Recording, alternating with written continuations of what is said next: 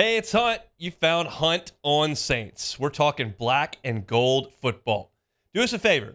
Hit the like button, share your comments below, and hit that subscription button so you can get all of our content. Enjoy. Luke Johnson covers said Saints for The Advocate. Joins us every Thursday, talking some OTAs today. Luke, how are you, sir? I'm doing great, man. Thanks for having me on.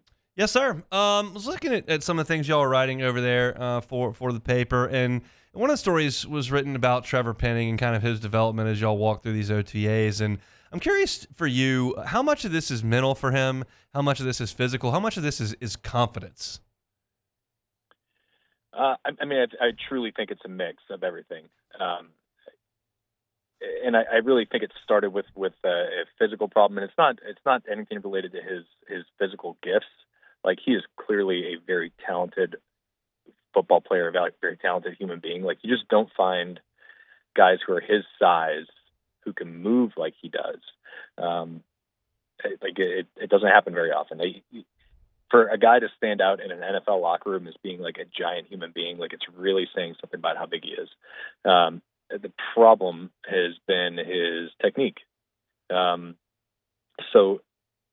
I think that's a good thing because that's fixable. And he's got the talent to do it. But, like, once the technique started to kind of get exposed, then he as a player started to get really exposed. And then, the Saints kind of did what they had to do, and they just banished him to the bench. And it got to the point, where they were starting, Cam Irving, who was a street free agent, over Trevor Penning when they were in kind of dire straits on the offensive line. It got to the point, I think he played 11 snaps or 13 snaps in the final 11 games of the season.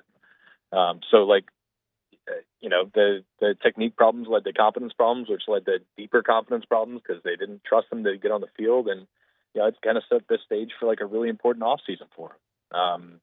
As I'm sure you're going to ask about it, he went out and he went to the people who he thought could help him fix the technique part, which can fix the confidence part, and hopefully get the Saints to get a starting caliber player, which is what you want out of a first round pick. Yeah, obviously you went outside the organization for some help over the offseason. You can touch on that, but also you're talking about a new offensive line coach that's been brought in as well. So how much can all that expected to be helped? I think it can.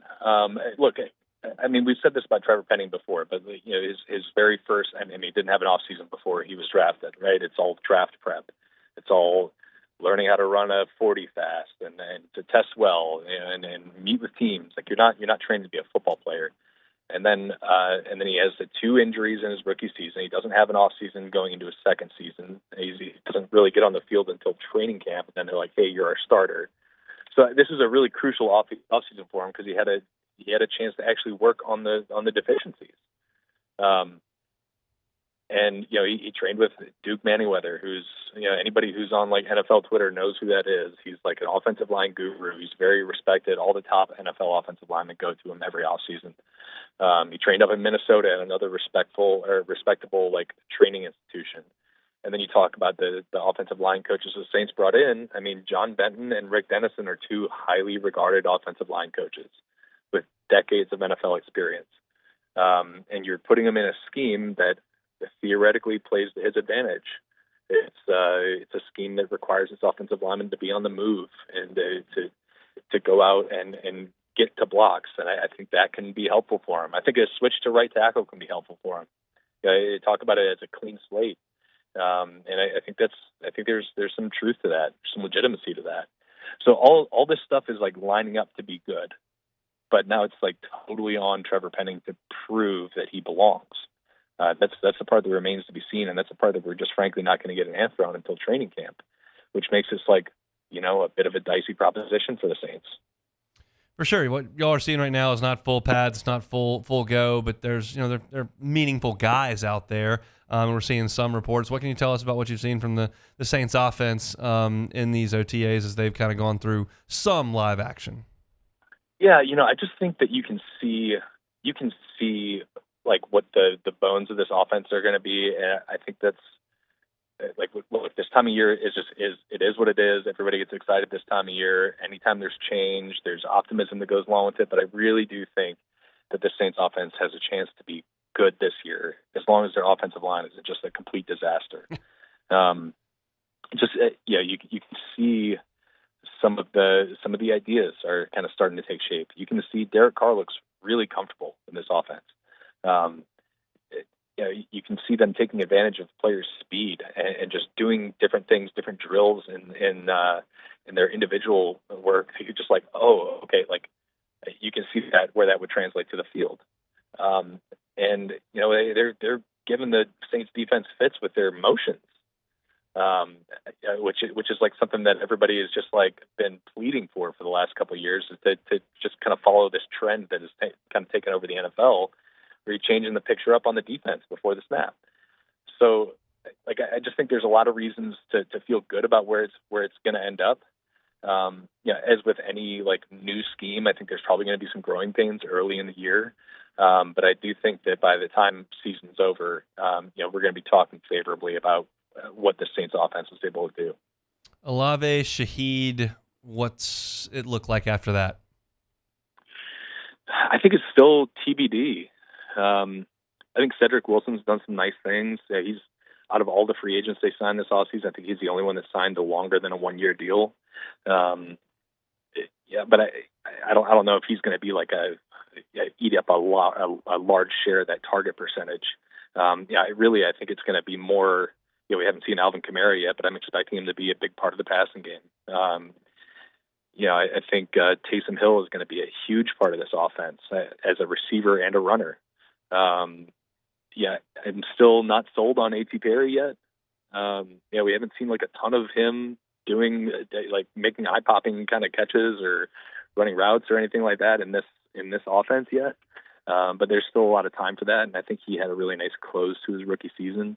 But I also think that there's a chance they continue to add to this room in the off season.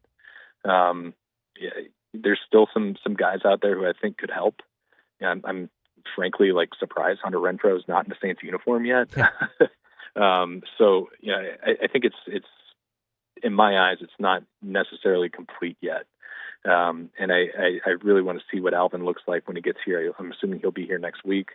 I'm excited to see if they can pull more out of Juwan Johnson and get him to be the guy he kind of resembled in training camp last year when he was just shredding the Saints defense on a daily basis, and then he just kind of disappeared when the season started. I think there's options, but I think it's potentially not done yet. Speaking of Kamara, who you expect to see next week, Dennis Allen said that he expects to see Marshon Lattimore next week. Do you expect to see him next week? I do, but I am really curious about it. Like, it is going to be a big news story if he is not there. Everything we've heard from DA in the last month or so since OTA started in the last 3 weeks, he's been playing the hey, we're rebuilding the relationship. We've been very frank about these discussions and everything like that, and we're communicating. We expect him to be there. All this stuff sounds good, but next week is where you really see if that's legitimate. I'm personally expecting him to be there, and if he's not, I think it says a lot about where they stand right now. What's the issue? Well, I think if you're a player like Marshon Lattimore, the issue is that your name is coming up in trade talks, right? And if you're the Saints, you're looking at a very expensive player who's been a good player when he's been on the field, but he hasn't been on the field a lot. And then on top of that, you've kind of proven ability to develop guys behind him to fill in and have your defense not have this huge drop off. So I think from a Saints perspective, it's smart to even to consider the idea of a trade. If the market plays out and there's a want for him out there, but then you got to go back and manage the ego a little bit. I think that's the main issue. I don't know anything concrete about like Marshon and any negative impacts on the locker room last year.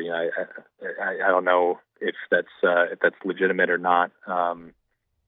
But as far as like from a player standpoint, it's just he hasn't been on the field, and he costs a lot of money for a team that doesn't have a lot.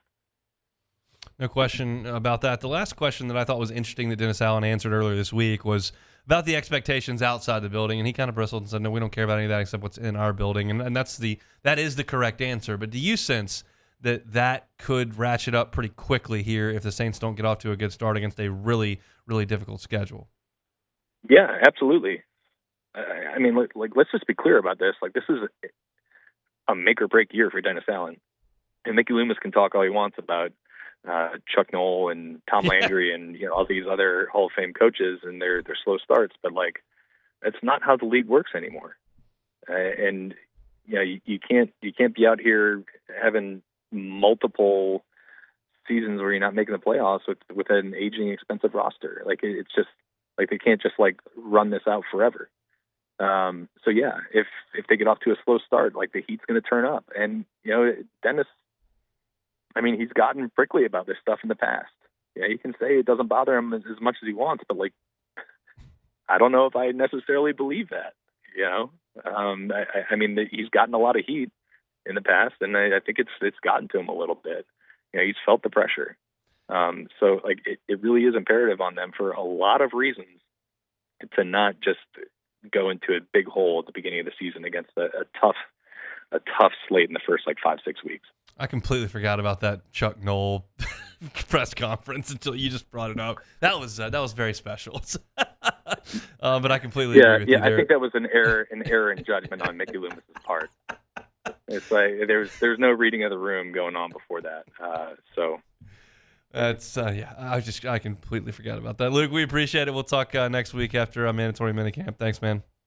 Sounds good, man. Talk to you soon. Luke Johnson, Saints reporter for The Advocate, at @ByLukeJohnson on Twitter for all your Saints news.